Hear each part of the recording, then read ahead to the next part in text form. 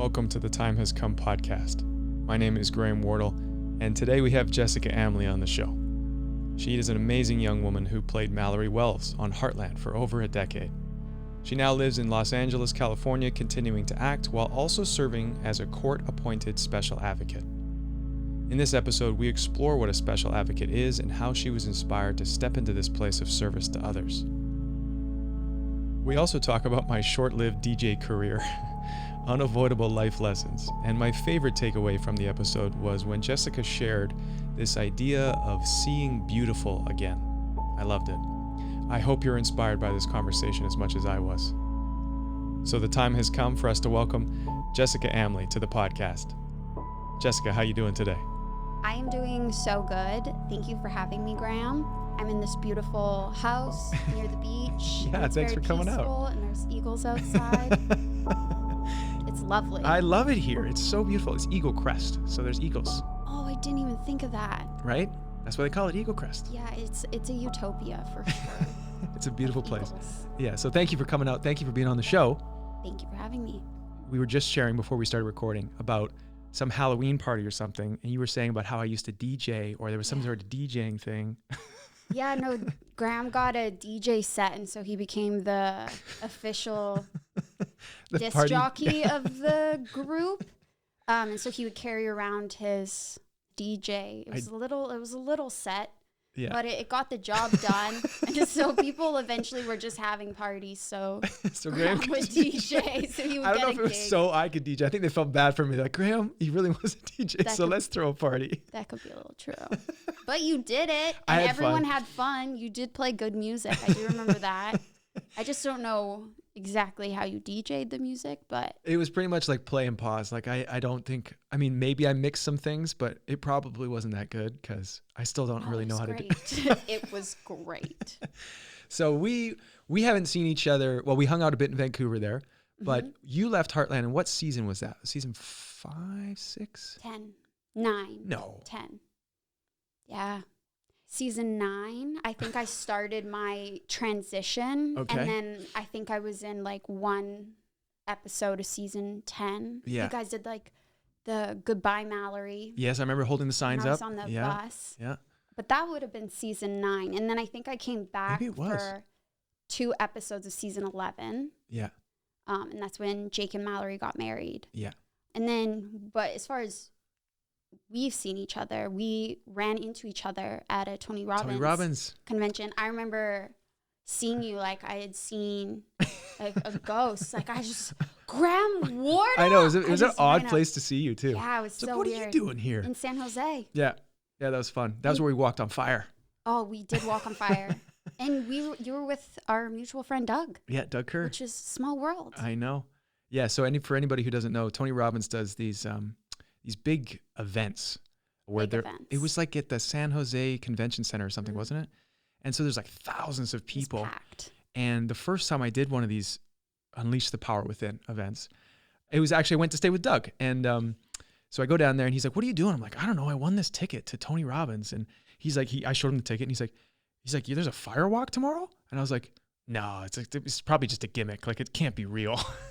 It's real. Oh, it was real. You walk on, I mean, they're like red hot coals or whatever it is. If you stopped, you would for sure burn your feet. You had to keep going. And that was the whole mental test. Could you keep going? So did you burn your feet? No. I think it was a mind over matter. Yeah. So like you had to get through the fire to get to the other side. And the people on the other side were so encouraging. I know. But if it wasn't for them leading you on the way, you would have drifted off. I remember when I did it the first time, because I did the event twice, and the second time I did the event, I saw you there. But the first time I did it, I was getting all focused. I was ready to go.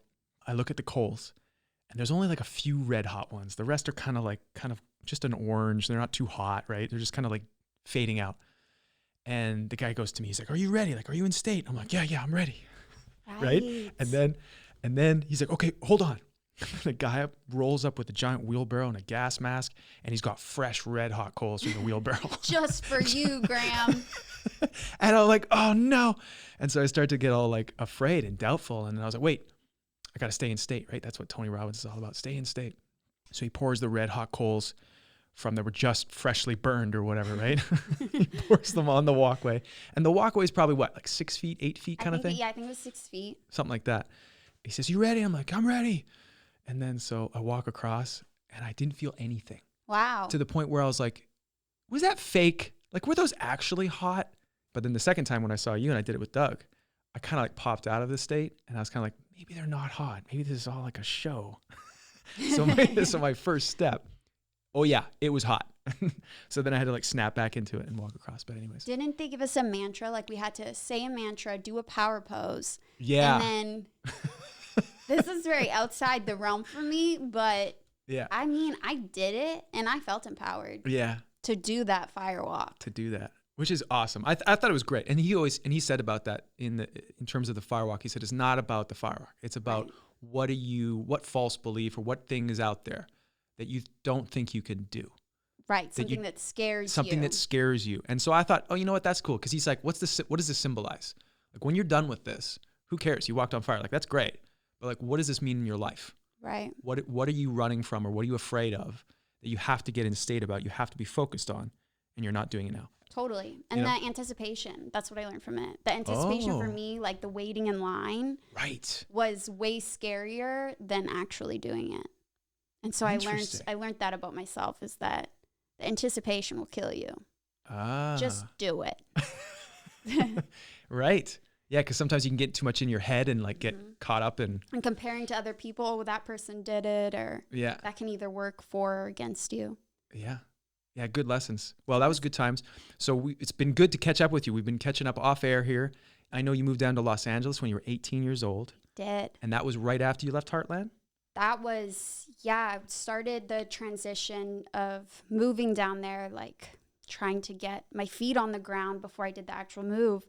But that would have been like a month after I had left Heartland. I was fully moved down there to go to acting school, audition, but really just be free to do anything I wanted. It was wonderful. It still is wonderful. Yeah. But I didn't know anyone, so it was kind of like a new slate. So how was that for you? Because this podcast is all about stepping off into the unknown. How did you muster that courage? Where did that come from for you to take that leap and be like, you know what, I'm going to do it? I didn't know because it was unknown. So I had no idea what I was doing. I just knew that if it scares you, it's a good thing. And I really wanted to scare myself because I'd been so comfortable for so long. But it was really hard leaving my parents. Like, I cried, and I remember thinking, am I doing the right thing? Is this too much, moving out of a different country and then all my friends and family? And I remember my mom just being like, you made your decision. This is your decision, and you're doing it. And so I got in the car. Dad drove me to the airport, and he actually came with me, and he helped set me up. So that made a huge difference. My brother was actually in LA as well, but I wasn't talking to him. At the time? At the time. We were in a fight about something. Best friends, worst enemies. I mean, we eventually got over that, and so I had my brother there to hang out with because he was at the Musical Institute. But I didn't have any friends, didn't know anybody. So I had a year of reading. I read every play I could get my hands on. I went through like 10 notebooks of journaling and just self-discovery. And I remember thinking, will I ever have friends? Will I ever have a community here? Like, how do people meet people? Because the legal drinking age and all of that is 21. So everybody meets each other at university, or they already knew each other from growing up. So it was a really awkward demographic for me to make friends in. But the lesson of that is, I went from when will I have friends to when will I have alone time? Oh, do you remember the days when I could just like be by myself and read books? So I think that was my lesson, was appreciate what you have, because it's not always going to be that way. And it's exactly what you need at that time. And what I needed at that time was isolation and to have some thought-provoking educational experiences, even if it was just in my apartment by myself. And then I started going to acting school, and then I kind of made friends there, and started at the comedy club, the West Side Comedy Club, shout out. Really? Like stand-up comedy? What kind of comedy? Yeah, stand-up. I mean, it was... No way! It was improv, but yeah, I did some stand-up. Good for you. So all my friends were like 35-year-old male stand-up comedians. And so I was like, I need to find some different friends. But they were great. And I actually went to the Groundlings too, and that was also super educational. And that's like an improv, like if you want to be on SNL. But I was like, yeah, I don't think this is for me. I had the improv troops and all that. Mm-hmm. Cool. But yeah, no, acting's my gig, and I really rediscovered that. I found love for my passion again. So what is it about acting that juices you, that you're like, this is my passion, this is what I'm born to do, this is what, we were talking last week, and you said, I had this feeling like this is what I'm meant to do, to tell stories, to be an actress. So tell us about that, and also what juices you about acting. I think this also goes along with what you were saying before. The unknown is that not every character is for me, but there is something that when I read a certain script, that something clicks, and I know that I'm supposed to justify this character. I feel like I'm the only one who can fully justify this character, and those are the ones that I get, is that I'm meant to tell the story because I can relate it to people. And I think that's what drives me in acting, is storytelling and lifting people's spirit up. Like, movies have changed my life, and if I can be a part of that for somebody else, that's the dream, is to just be supportive to people through film and let them know that they're not alone and that they can experience something through me just as I experience something through my characters. And I think that's a really powerful thing. And being an empathetic person, I love feeling for my characters. I love living vicariously through them. And I always take something, which is my selfish part of me, that's okay too. What do you mean you take something? I take something from the character. Oh, you learn something from them. Yeah, I always do. But I'm hoping that this character in return gives back, so people can take it however they want to. Do you have a moment in your life when you were watching a movie and it really impacted your life and it changed you and you're like, this is what I want to give to other people? Yes. Taken. Taken, the movie? Liam Neeson, Taken.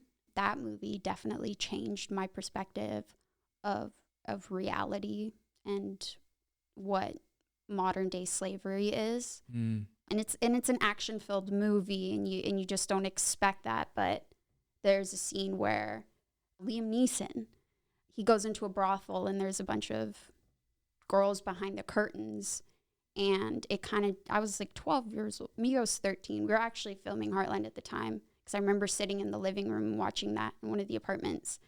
It did change my life. It affected me, and I remember just sobbing. Because the girls were for purchase, and he was trying to rescue his daughter or something, wasn't he? He was trying to rescue. That's like the famous, like, I have a certain set of skills. Yeah. That was fun saying that into this mic. I have a certain set of skills. That's that movie. Yeah. And but he's like in this like construction like work area, and it's just so unassuming that he walks into this like makeshift trailer, and there's all these 16, 17-year-old girls behind the curtains. And I thought, this can't be real. This is not reality. This is for a movie. That they snuck that into an action-packed Liam Neeson movie kind of blew my mind. But I started researching, and that's when I realized that it was actually way worse than the movie portrayed, and that was just the tip of the iceberg. And so I think I told you this. I mean, my grandma actually told me this, is because that affected me where I don't think it affected everybody. And my grandma told me, when something affects you and it doesn't affect just everybody, that's your purpose. It's something that's like sitting on your heart. And so I decided, I think this is what I'm supposed to, this is my purpose. I have my passion. I have my gifts, friendships, hobbies, love, but this is my purpose, is to at the least bring awareness to sex trafficking and commercial sex trafficking and the effect it has on our society. Yeah, and which is a big topic, and I want to talk to you about that because I know you are a court-appointed special advocate, which is a mouthful, and I want you to explain that. But before we do, I just want to double back to talking about how this specific movie, the gift that it gave you, it inspired you, it clicked you into something, and you're like, you want to tell stories and you want to do this for others as well. You want to basically get inside them and wake them up or spark that passion, that purpose inside of them. You said to me, I think it was last week there, you said you've kind of had this feeling, or you've known that you want to do this. Mm-hmm. Can you tell people about what that's like? Because for some people, they're like, I don't know what my purpose is. I don't know what that feels like. I don't know what it feels like to connect that way. So can you tell people a little bit what that feels like when you're connected in that way and you know this is your purpose? Well, I do want to say that not knowing is also just as exciting, mm-hmm. because you have endless possibilities. So if you don't know what your passion is, that's just as exciting, because the world is your oyster. It will click eventually, but I think that it's something that you can't sleep at night. It's something that it keeps you up because it just evokes this yearning for change or for something different, that something is happening that it shouldn't be happening.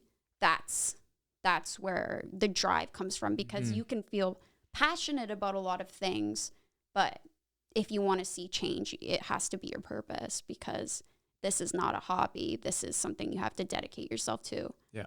And I think that's what it is for me, is just this drive. It never gets boring to me. It's not a trend. It's something that is getting worse, actually. And so I think what I want to do in movies is just have the movie could be about anything, because nobody would think that a movie about Liam Neeson being an action star would drive me to want to make change and safe homes for young boys and girls. But I want to bring people hope.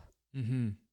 I want everyone to feel like Liam Neeson, like they can be the hero of their own stories, and you don't need to be that stereotype of a character to make change.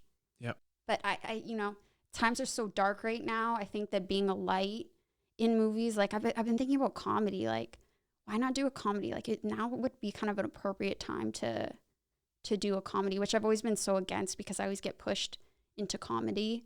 I don't know why, but I get a lot of comedic characters, and I like the dark stuff. I like the nitty gritty, but I think that's what people need is to laugh. So even if it's that realm, even if it's not as purposeful, just to bring light and spirit into people's life, I think that's just as valuable.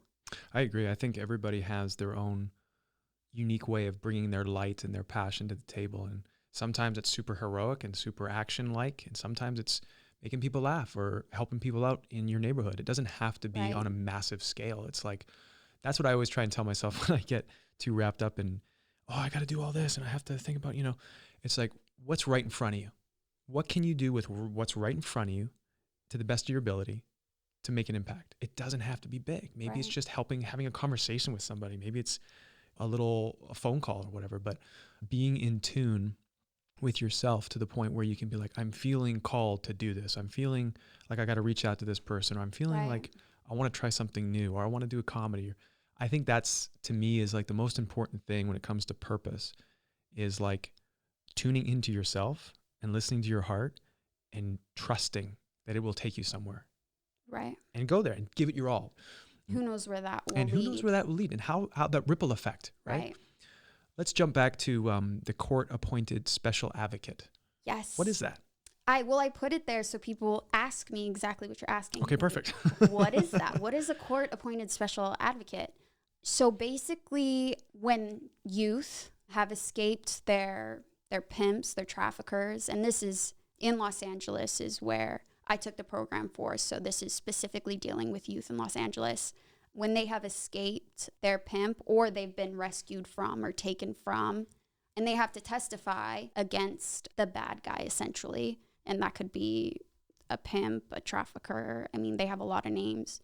The youth gets put into a spot where not only are they scared, they've been brainwashed, because it could be a Romeo pimp, which is someone who manipulates and causes the youth to fall in love with them. And so there's a lot of psychological PTSD that comes along with that. And so when the district attorney is trying to get this person prosecuted, sometimes the youth can feel like they're being brushed aside or used for the cause of getting someone prosecuted. And not only is that a very dangerous experience for them, it's just as traumatic because they're asked the same questions over and over and over again. And so what a court-appointed special advocate is, an advocate for the youth. They have no other purpose than to be emotional support and physical as well. So making sure that their accommodations are appropriate. If they're scared at 2:00 in the morning, you can go and pick them up. It's a full time. It's like being a big brother, but in the court system. So. And how did you get, like, what was this came from the Taken experience where you watched that movie and you wanted to get involved, or how do you connect that moment? Do those two moments connect? Well, when I Googled after watching Taken, I found this organization called Love 146, and they are an incredible organization that have safe homes. They're actually round homes because they believe that no child should be put in a corner. And so all their safe homes are round, which I just thought was the most beautiful thing. They're how I got into the charity aspect of things. And then from there, I actually had really bad experiences with the criminal justice system as far as domestic violence and how they operate. I saw how lonely and isolating of an experience it is. And I had an advocate for me. And if it wasn't for her, I would have thought I was insane. I would have thought that, I had no right to be there. I had no right to speak up. But because I had someone sitting with me saying, that was crazy. This is just terrible. They have no right to be doing what they're doing. It shouldn't be operating this way. I knew that I wasn't alone. And so they couldn't gaslight me because I had someone legally allowed to be there with me and support me. And so I thought, wow, this person sat with me for free. I'm going to do that for somebody else. And so that's why you have to go through CASA.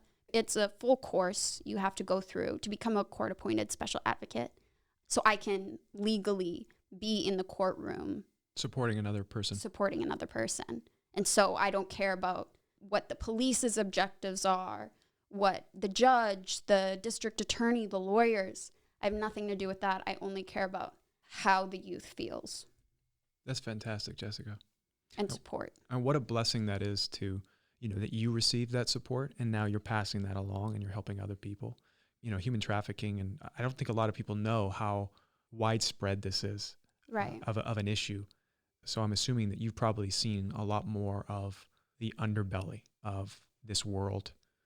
Yeah, I think that there's a lot of misconception when people think of sex trafficking. They think of, that's somewhere else. And they don't realize that the U.S. is the number one contributor of commercially sexually exploited children in particular, which is called CSEC. And that's what CASA members specify in, is commercially sexually exploited, because that's anywhere from the streets to what you can look up on the internet. Yeah, which is a big part of it. I remember watching, which I think you just watched as well, Operation Tucson. I did, and it's a fantastic film. Fantastic. It's a fantastic film, and if anyone hasn't seen it, I'll leave a link in the show notes below. It follows a man named Tim Ballard and his organization, Operation Underground Railroad.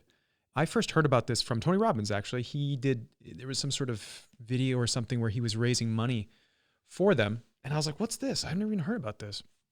And I watched Operation Tucson, and I had the same moment, or a very similar experience that you had with Taken. I watched that movie, and I was like, I can't unsee what I've seen. Right. And now I need to do something. I have to be involved in this because, the exploitation of children, I can't think of anything worse.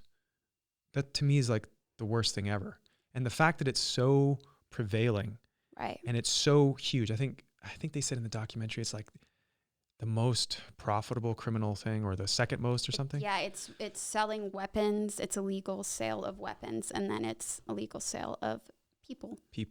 Yeah, it's not a commonly known thing, and it's really hard to talk about. But it's not fun to talk about.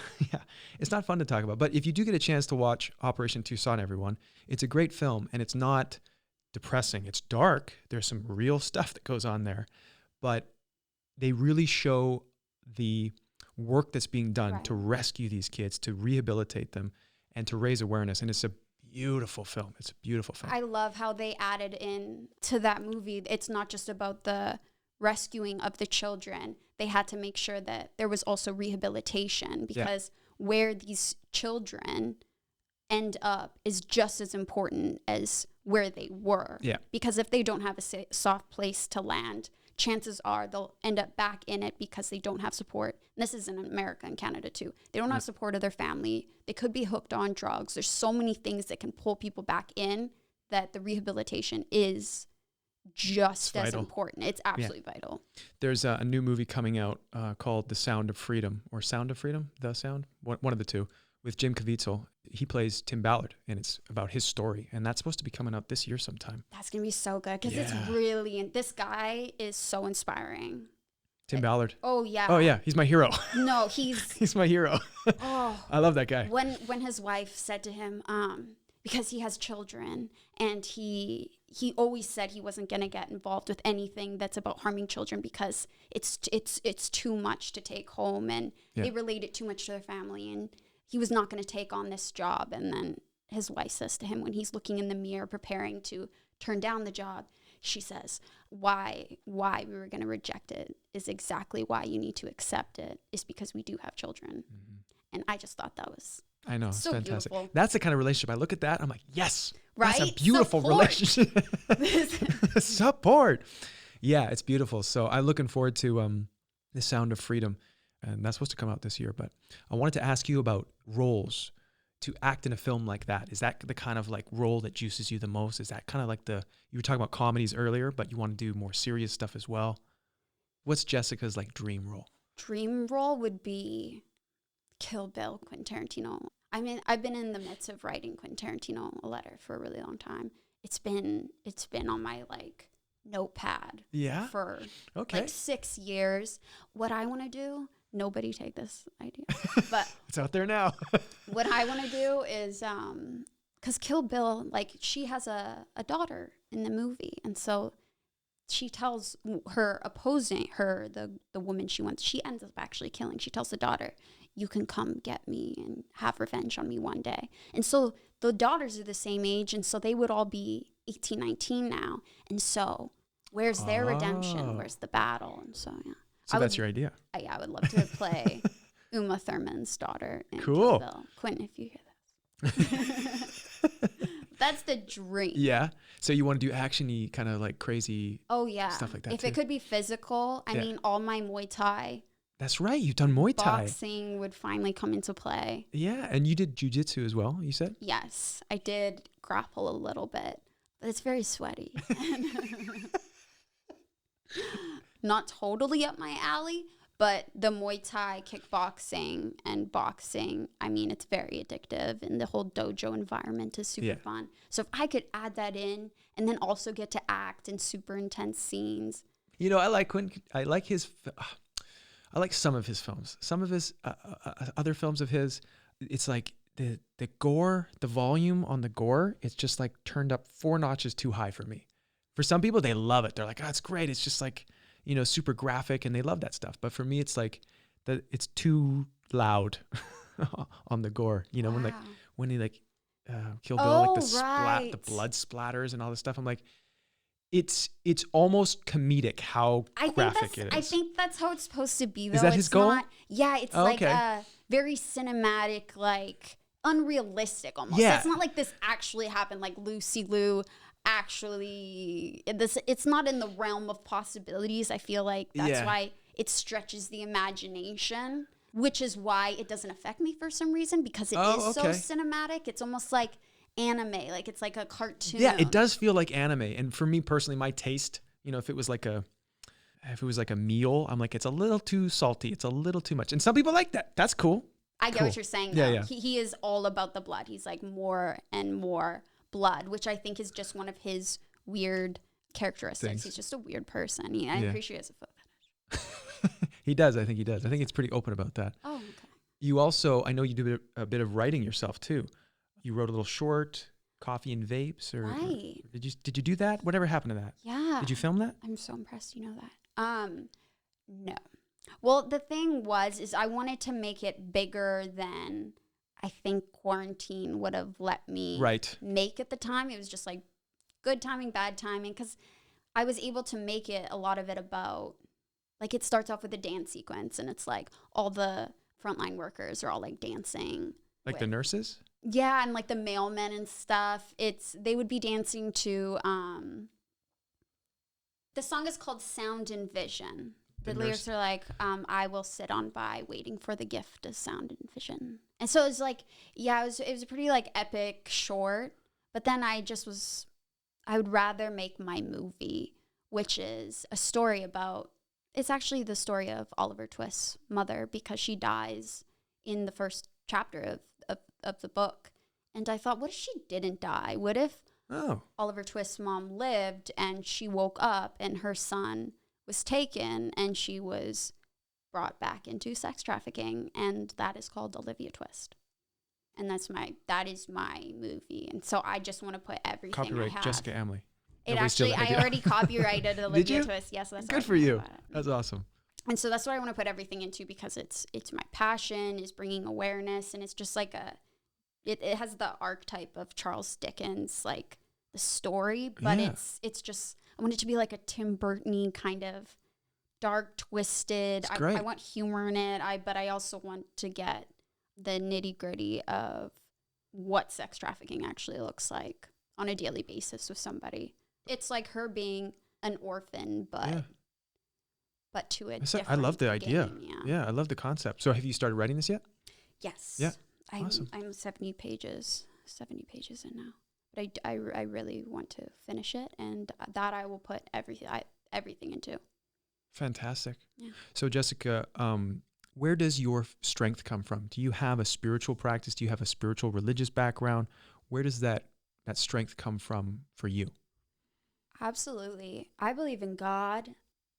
I think that it's inside all of us. I mean, we have this voice, this common sense, this gut feeling, this deep-pitted thing in our hearts that it guides us to truth, and most of the time that's really uncomfortable.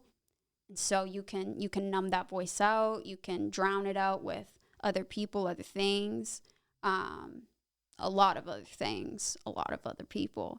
But I think if you want to get uncomfortable with it, you're going to find peace, and you can start hearing that voice, whatever that voice may be to you. For me, it's God.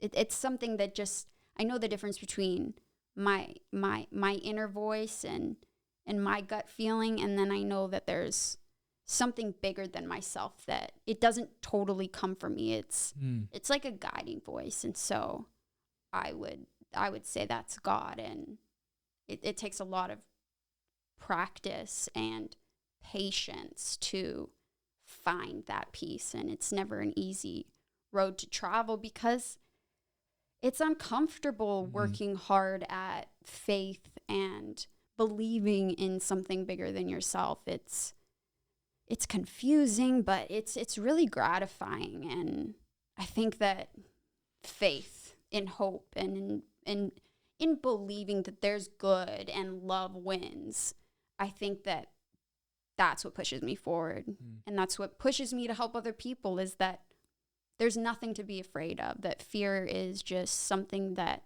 we tell ourselves to lack the process of justice, and it's a comfortable place to sit in. But yeah, comfortable is boring. And I think that, being a person of faith, it doesn't need to just be content. I think that, like, always striving for more, always wanting to know more, that's what led me to where I am, in a comfortable, non-comfortable place. Does that mean being uncomfortable with tuning into what you feel God is saying to you, or being honest with yourself? Yeah? Yeah, I think it's both of those things. Being honest with myself is being honest with God, because you're kind of held accountable when you relate it to that. But it's uncomfortable because you have to make decisions that, you might have to cut people out of your life. You might have to cut bad habits out of your life. You might have to change your situation completely. And it's a lot easier to just keep doing that, to not hurt people's feelings, right, or to not challenge yourself. It's just easy to settle into that. But that's not life. That's just a facade. And so getting down to it, I think that it's not always fun, and it causes a lot of uncomfortable conversations. But ultimately, I think it's what we're here for. I mean, you were talking about this earlier, Graham. You were saying that we were here to find the truth and to go through these lessons. Yeah. There's no avoiding them. You can't run from these things. I call them spiritual prophets of like, once you overcome that fear, once you get into that uncomfortable space of honesty with yourself, and you're like, yeah, I need to face this. And you face it and you move through it and you grow, you get to keep that. Right. You get to keep that when you die. No one can take that away from you. Everything else is gone. But those spiritual prophets, those internal leaps of faith, those awakenings or growth, your heart expanding, that is the best thing ever. That's what I do it for. It's true happiness. Like, when you didn't cheat your way to something, or you're not just taking the easy way out. I mean, that is life, because it's just pure joy or satisfaction, whatever it is, because you did it the hard way. And like, what were we saying earlier? Like, no easy road. Yeah, there's no way to avoid it. Right. There's no, like, you can put it on your credit card and then you just never have to deal with it. Right. Graham actually taught me that lesson when I was 18. I was leaving Heartland to, spread my wings, and there was an uncomfortable dinner I didn't want to have with somebody. And Graham told me, if you don't go and have this dinner and you don't go and have this conversation, you're going to have to repeat this lesson over and over and over again until you learn it. And I went to that dinner, and it ended up being the best dinner. I learned my lesson, and I've never had to deal with it again. So I really do carry that with me throughout life. Learn the lesson. Just get to it. Rip the Band-Aid off. Yeah. Get it over with. And it's just, you learn something. You're right about that. It's the best feeling, is learning something, because you're not just blindly going through life, turning at every corner. You're remembering where you came from and why you're going there and how you ended up somewhere. It's finding navigation. Yeah. I think that that's how you can enjoy the journey. That to me is the most enjoyable part of the journey, is when you feel like, because the least enjoyable part of the journey is when you keep repeating the same relationship problem, the same dynamic, the same whatever. It's so draining. It's exhausting. And at some point you have to, and this kind of goes into like your narrative, and what your narrative is if you keep repeating the same thing, you're kind of bringing in that energy. So people, if you like someone that loves the color green and you want someone that loves the color purple, if you keep going with people that love the color green, people that love the color green are gonna think, oh, this girl likes people that love the color green. And so you're gonna end up with more people that love the color green. I love this metaphor. Right, that was like the most basic, broad thing I could think of. Colors. I know what you mean, though. It's like a Dr. Seuss podcast. Yeah, you got to end the pattern. We were saying this just earlier there before we jumped on the podcast, is that you get in those dynamics with friends or relationships or whatever, and there's something that you're getting that you don't want to acknowledge that you're getting, and it's an unhealthy dynamic. And then once you go, you know what? This is not what I want. This is not a healthy dynamic. I'm not going to allow this abuse. I'm not going to allow whatever the case may be, this unhealthy situation that's going on. And when you get honest with yourself about like, oh, well, actually I liked the free this or the ego boost here or whatever the case may be. And you say, no, I'm done. And you step out of that. And that's the most freeing thing, is to step out of those patterns. And I don't believe it ever ends. And that's what I love about life, is that it's a constantly, you're evolving, you're growing, you're becoming more self-sovereign, more free, more open, more loving to yourself and to others. And you're shedding those false beliefs and those insecurities, and you're freeing yourself. Right. And this is fantastic. There's a certainty in that, not being afraid to go, hey, these are my standards. I think that's something I'm just learning in this period of my life is boundaries. Boundaries are put in place for a reason. So yes, it's more uncomfortable if someone passes my boundaries. I draw this line in the sand and you cross that line, then I have to confront you. And if you're a person that doesn't like confrontation, that's where the uncomfortability comes from, is setting your standards. And I think that that's okay. Like everyone should be allowed to have their boundaries and be justified in that. Because, you know, my mom always told me something. She always said, if you ever feel uncomfortable, you have every right to feel uncomfortable and never let anyone tell you that you don't have that right. And that is also something I've carried out through life. So I've been allowed to feel uncomfortable, but I don't make that clear in boundaries because I'm afraid of hurting people's feelings. And so I think that that's the uncomfortability. Yeah. And that's something that maybe through maturity, maybe through just life lessons, I will grow through that, because I think that's where integrity steps in. Amen. Where if you can hold yourself and go, hey, these are my boundaries, these are my standards, and don't let anyone else treat you any other way than you would treat yourself and you would treat others. Have boundaries, people. Yes, I've been learning about boundaries as well myself, because that was the thing. I'm like, I love people. I want everyone to get along. I don't want to cause anyone to be uncomfortable. But then when you don't create boundaries, you build up this, or at least for me, I would do this, build up this resentment, because people didn't know they were crossing boundaries, but I didn't say it. And so then I would secretly want them just to know my boundaries without me saying them, because you know what I'm saying? True. Yeah. And then you get all like, it's like this passive aggressive, and it's like, all I have to do, like I just had to talk with myself, like, Graham, all you have to do is just say, I'm not comfortable with this. I'm not comfortable with this. I don't want to participate, or whatever the case may be. And then it's so empowering, and it sounds so simple, but it's hard. It's hard. It's weird that it's so hard, but I think most people want to get along. They want everybody to have a good time. And give them the benefit of the and doubt. Give them Maybe the benefit they'll just of the doubt. figure if I don't text them back, they'll get my boundaries. Right? And they don't. Yes. And this speaks to a larger theme of like, lessons don't just go away on their own. Right. Like, wouldn't it be great if you could just forget about something, or, and then it would just figure itself out, and you wouldn't have to go through that uncomfortable scenario of laying a boundary or saying, I'm done, this is enough, I'm not having this anymore. But it really wouldn't be, because going through that process of setting those boundaries and saying, I'm done with this, or I've had enough, or this isn't okay, it teaches you something. You become stronger. That's what I believe is why we're here. And I think a lot of the issues we're facing in the world right now is because people just want things to go away, right, and they're not dealing with them, and it's getting worse. And it's just like in life. If you have an abusive relationship and you're just thinking, well, he still loves me or she still loves me, and even though it's really abusive, I'll just, keep going along with this. I don't know what it's like if I'm not in this. So it's better to the devil you know. Yeah. Is better or is worse is better than the devil you don't know. Yeah. And that is a lie. Yeah. But people are so afraid. Why know the devil? I'd be with the devil. Yeah. Well, a lot of people, it's the fear of the unknown that they think is worse, right? It's like, well, at least I know this. Right. So I want this because I know it. And that's what I'm like, that's why, this podcast is all about stepping off into the unknown, because when you do that, you're like, oh, this right here that I was putting up with, or I thought I just had to bear it. Once you say, no, I'm done, and you step off and face that fear of going off into the unknown, you're free. You're free.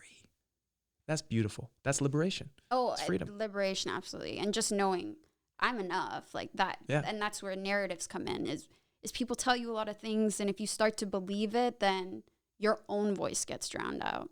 And so that's the other people coming into play. And that's where you got to have uncomfortable conversations. Do you meditate, Jessica, or pray every morning? I pray. Every morning I have some sort of conversation, either with myself or with God. And that can be something I want to happen in the day, or something I'm hoping for, or somebody I'm thinking about that could be sick, or any kind of good vibes I can set the day off with for the world to go good, or something unexpected. I love a day where something unexpected happens. So I always kind of pray for that. Have something unexpected happen. For sure. I want to ask you also about books. I know you've mentioned a few books that you've been reading. I think you said you started Viktor Frankl's Man's Search for Meaning. I did. And are you reading anything else right now? A lot of people have.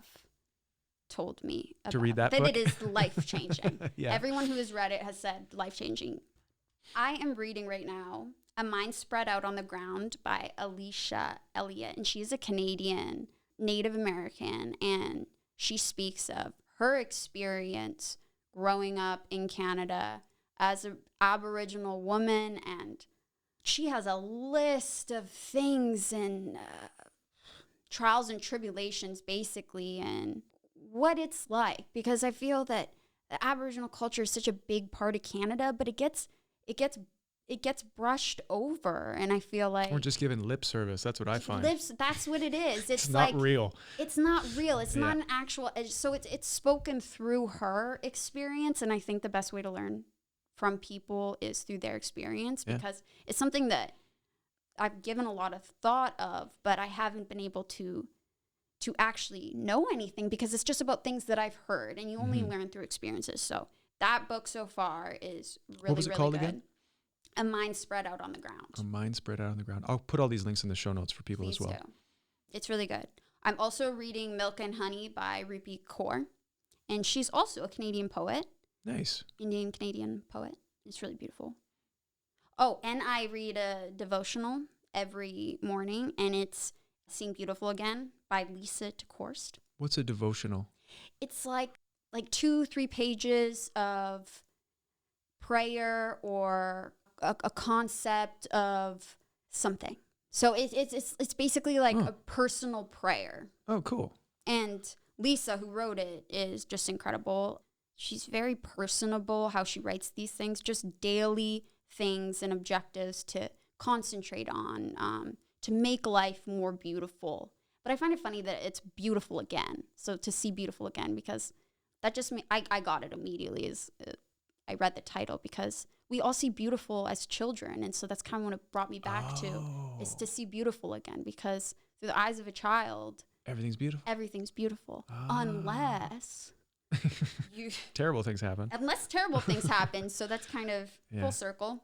Awesome. Yeah. And do you have any projects that you're working on right now? I think you said you were about to go to Halifax, and then that changed. Yeah, the industry. Man. I know the industry's going crazy right now. So are you working on anything right now? You have any projects coming out? Yes. I just had a movie come out called The Runner, and it's doing the circuit, the indie festival circuit. It's won a few things. I'm pretty proud of it. Awesome. It's a movie about a kid who gets, he becomes an informant for the cops. He's still in high school, but he becomes an informant of selling drugs. And I play his girlfriend. It was it was kind of action. Did you get to run in The Runner? I actually did. You did? I did. Oh, good. I did. And then I have something that I'm filming this summer that I'm really excited for, because it's a Canadian new production. They're Red Hill Entertainment, and they're really exciting people, and they're doing really exciting things. And that is called 100 Lies, and it talks about the music industry in Canada, specifically the rap music industry, and how, and this is true, drugs often pay for studio time, and how the cartel and everything has the drug cartel has a lot to do with the music industry. And that's in LA. I didn't know that. Yeah, it's all kind of correlated, and that's why, like, when a lot of these rappers are talking about selling drugs and yada yada, I mean, generally speaking, that's the truth, and a lot of them still are. It's just never really talked about. It's just rapped about. So I think it's really cool that they're just shedding light on it. Not that it's right or wrong. It's just what it is. Yeah, and it happens in Canada too. Like it just is what it is. And probably more out in Toronto there, right? Yes, and it's based in Toronto, on the East Coast. Yeah. Yeah, cool. I have one last question that I ask everybody, and it's a fun question. It's called my magic painting question. Oh. You know what? You might have been on set when I came up with this. I think you were. This was way back in the day. We were with Devora, and it was Devora. Thanks, Devora. You remember outside the barn there? There's that little bench. At the actual Heartland set. Yeah. Oh yeah. So I think you and Amber were sitting there, and I was standing with Devora, and we were like, this is before cell phones and everybody was on their phone on set, and I was bored, and this question popped into my mind. And I asked everybody there, and I might have already asked you this. I don't know if you remember this, but I'll ask you it and see if you do remember it. So the question goes like this. If you had a magic painting that was on your wall. This sounds like a ground question. I'm sorry. And anytime you looked at that painting, you could feel any type of feeling that you wanted to feel to any degree that you wanted to feel it. What feeling would you choose? And then what would be your painting? Would it be a picture? Would it be just abstract? And what kind of colors would be on it? That's a beautiful question. Thank you. So a feeling. Every day you would want to feel this feeling? It's like if you have this one magic painting that anytime you look at it, you could feel that specific feeling. So you get to choose one feeling and you can feel it to any degree. So it doesn't have to be like, if you just want a 1 out of 10 some days or a 10 out of 10, but you only get to choose that one feeling that whenever you look at that painting, you get to feel it. Goodness. I have so many feels. It's hard to just pick one. I'm so indecisive. How about your painting first? Maybe start with your painting. What it would look like? Yeah. Generally blue. Blue, and maybe a few specks of gold, maybe some light pink. So it has kind of like a very soft, kind of nostalgic feel, but like little bits of gold. Just like little bits of just like hope in there. Maybe that would be the word, would be hope. If I could feel a little bit of hope every day, I mean, that would be a great thing. But I don't think I need the painting for that. I feel like the painting needs to be a word that is special, that it's like a gift to get that. Maybe hope, but no. I'm going to go with joy, because actual joy, or maybe purity. Graham, why'd you ask this question? It's good. Keep going. Purity. I like purity, or like, what's that feeling? What like the innocence of like a child. It's like the purity of the joy of life, of living, of like you were talking about earlier, of like the see beautiful again. So it's like the beauty in the beginning. Like that feeling of just seeing things through those eyes. There's got to be a word for it. Like an innocent beauty of like love of life kind of thing? Yeah. Is that what we're talking about? Yeah, that feeling. Okay. We could wrap that up into a word. Childlike joy. Childlike joy. Yeah. That's what it would be. Like childlike innocence. Yeah. Maybe innocence. Maybe that's the word, is innocence. Because I think all good things are innocent. And like that kind of connects to purity as well. Purity. That purity that's of innocence, word. of joy, and like just being fully open to life. And like you said, that the thing that you read is like see beautiful again. It's returning to that feeling of innocence and beauty and purity. Yeah, because we get corrupted by all of these things. But how did we see things before all of that? And I think that's purity. That's beautiful. Purity's not just like clean hands or doing the right thing all the time. I think purity, it can definitely be a state of mind, is getting back to that crystal clear place of just not judging yourself, not judging others, just being joyful and happy for others and happy for yourself and confident. What does that feel like in your body when you're in that? Like if someone's never felt that feeling before, how would you explain that to them? Like whole, like whole. Like, there's no empty spaces. You're just kind of like filled up with lightness. Beautiful, Jessica. I love that. That would be the painting. I love it. That painting. That's fantastic. I love that. Cool. Can you paint? Yeah. Well, you said blue and some pink and a little bit of gold speckles. You could do that. Finger painting, yes. Finger painting. Awesome, Jess. Well, thank you so much for being on the podcast. And I'll put all your social media. You have a website too. We'll put all that in the show notes for people to check out. Yeah. And thanks for being on the show. Graham, you are inspiring as always. And thank you for having a platform for weirdos like me to come and talk to all you wonderful people. Awesome. So thank you, Graham. You're welcome. And we'll have to have you back sometime. Yes. And we'll talk about more crazy things. Yes. Fun things. That'll be fun. All right, everybody. We'll see you next time. Cheers. Well, that's it, everybody. I hope you enjoyed this episode with Jessica Amlee. I know I sure did. And I still think about that concept of seeing beautiful again in my life and reconnecting to that innocence and that purity and that joy of just seeing things fresh and as they are. And I love that. So thank you, Jessica, for just sort of tipping me off to that and reminding me of this, because I've heard this idea before, but just that simple phrase, seeing beautiful again, I thought was very powerful. So thank you for that, Jessica. And thank you all for your patience with me coming out with this episode. I had another one planned originally that was supposed to come out first, but I ran into some audio issues, and I'm still learning this whole process of audio editing and the whole production side of it behind the scenes. I'm used to acting and showing up and saying my words, and then I get to leave, and there's a whole team of people that come in and make it all work. So I'm doing it all myself now, so I learn along the way. And as someone once said, you fail forward. So you make mistakes, but you keep growing, you pick yourself up, you keep learning. So I made a change, and I brought Jessica's episode up next and shared that with you. And then I'm going to be redoing the other episode there to fix the audio quality, because the content in that episode is really good, and I didn't want to ruin it there with distractions in audio levels and such. So that's coming out next. I want to give a special thank you to Eskimotion for his music In Dreams. That's the song you hear at the beginning of the show, and it kind of sets the tone, brings you into your heart. At least that's what it does for me, and just kind of settles you in for the episode. So I want to thank him for the use of his music. And now I want to share my appreciation for everyone who has donated to the podcast and continues to donate to the podcast. It really means the world to me that you guys are supporting me in this journey and helping me grow this show. So thank you, each and every one of you who have donated to the show. I really, really appreciate it. And even if you can't donate, I just really appreciate you being here, checking out the show. And if you can share it with some friends that you think might enjoy it as well, that's great. I really, really appreciate that support. All right, so now I got some good news for you all. July 30th of this month is World Awareness Day for Human Trafficking. This is a terrible crime, but the good news is there's many people out there doing incredible things to put an end to this. One of those organizations is called Operation Underground Railroad, and they have some exciting things planned for this last week of July leading up to the 30th. There will be demonstrations, a live stream on July 29th, and so you can find all the links for that and more in the show notes or in the description below the video. Also, for my fellow Canadians living on the West Coast, the state of emergency has been rescinded, so to some degree, we have some normalcy coming back into our lives, which is great. And I've also recently heard about a constitutional challenge put forth by the Canadian Society for the Advancement of Science and Public Policy, or in public policy, I should say.